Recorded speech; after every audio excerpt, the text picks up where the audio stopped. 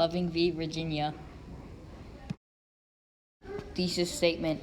Richard Loving, a white man, and Mildred Loving, a black woman, were married in 1958. Interracial marriage was illegal in Virginia, where they lived. Tragically, they were arrested.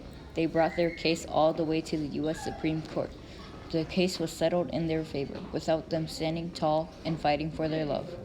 We would not have interracial marriage today. She wrote a letter to the then Attorney General of the United States, Robert Kennedy, who in turn passed the letter on to a Virginia lawyer, Bernard Cohen, a member of the Civil Liberties Union. We have 3 children and cannot afford an attorney. We wrote to the Attorney General. He suggested that we get in touch with you for advice. Please help us if you can. Hope to hear from you real soon. Yours truly, Mr. and Mrs. Richard Loving. And it was that simple letter that got us into this not-so-simple case. Bernard Cohen could and did help the Loving.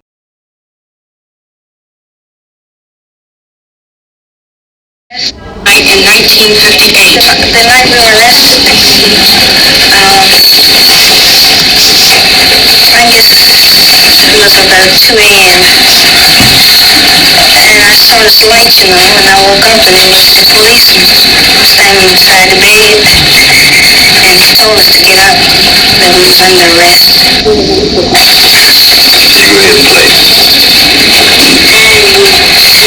a lady grabbed the phone, ran up, and locked us up. And in January, they had the trial. And they told us to reinstate for 25 years. But the way I understood it, the lawyer said that we could come back to visit, when we wanted to. So at Easter, we came back, and they got us. You can marry who you want to.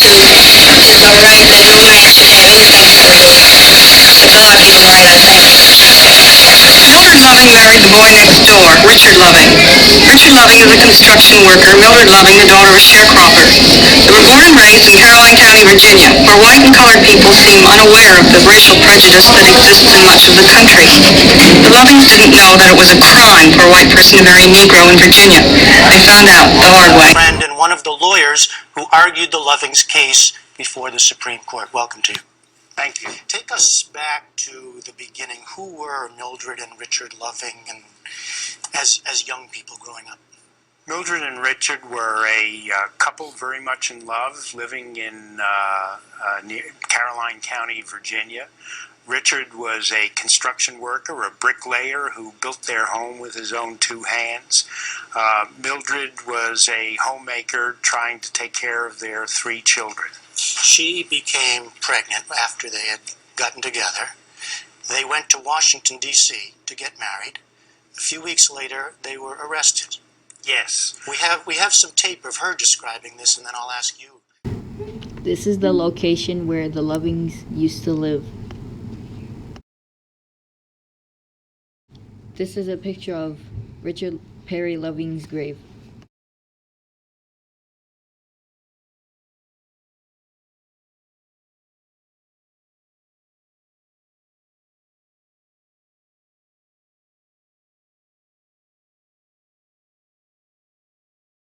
Background. In the United States, marriage with a slave was never legal. In fact, mixed-race marriages was always illegal.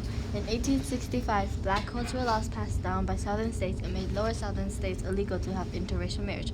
There were many cases just like the Loving v. Virginia case. For example, 84 years earlier, there was an interracial couple that had been arrested and fined for $500 each. Build up. Richard and Mildred Loving were high school sweethearts who fell in love. Mildred was an African-American woman and Richard was a white man in Virginia where they lived. Interracial marriage was illegal. Richard and Mildred married in Washington, D.C., where interracial marriage was legal. They moved back to Virginia but didn't think it was going to cause any harm. But a couple weeks later, Mildred was woken up by the police. Her arrest led to a legal fight that went all the way to the Supreme Court. Main event on June 2nd, 1958. Richard Loving, a white man, and Mildred Loving, a black woman, exchanged wedding vows in Washington, D.C., where interracial marriage was legal. After their marriage, the Lovings returned to Virginia, where interracial marriage was illegal. And just 5 weeks after the marriage, they got arrested for violating Virginia state laws. On January 6, 1959, the Lovings pleaded not guilty and waived a jury trial. However, at the end of the arguments, the couple changed their plea to guilty. They both paid court fees, $36.29 each. They were sentenced to 1 year in prison, with the sentence suspended on condition that the couple leave Virginia and not return together for at least 25 years. 5 years later, Mildred wrote a letter to Robert F. Kennedy for help. The couple was mentioned to the ACLU, which led the Lovings in Virginia, presented to the U.S. Supreme Court on April 10, 1967. Bernard S. Cohen and Philip J. Hirschkopf spoke for the appellants. Assistant Attorney General Robert D. McGuinn led the case for the day before Judge Leon M. Bazile.